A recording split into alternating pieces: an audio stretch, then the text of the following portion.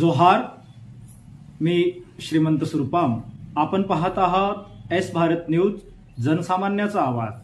बातमी आहे गडचिरोली जिल्ह्यातून चामोर्शी गडचिरोली महामार्गावरील खड्ड्याच्या दुरुस्तीला वेग। माजी खासदार डॉक्टर अशोक नेते यांच्या प्रयत्नांना यश। गडचिरोली जिल्ह्यातील चामोर्शी गडचिरोली महामार्गावरील कुरुड गावाजवळील पुलाजवळ खड्ड्यामुळे प्रवाशाच्या सुरक्षिततेवर मोठा प्रश्न निर्माण झाला होता। मात्र माजी खासदार डॉक्टर अशोकजी नेते यांच्या पुढाकाराने अखेर या महामार्गाच्या दुरुस्तीला वेग मिळाला आहे।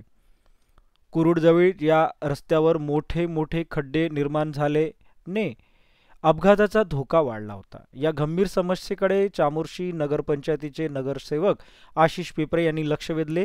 त्यांनी तातडीने माजी खासदार आणि भाजपा अनुसूचित जनजाती मोर्चाचे राष्ट्रीय महामंत्री अशोकजी नेते यांच्याकडे पाठपुरावा केला।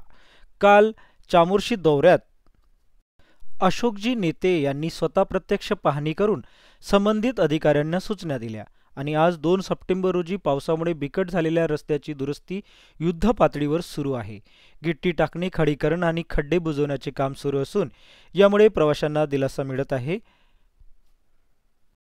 अशाच नवनवीन घडामोडी पाहण्यासाठी आजच आमच्या एस भारत यूट्यूब न्यूज चॅनलला लाईक करा, शेअर करा आणि सबस्क्राईब करा। जोहार।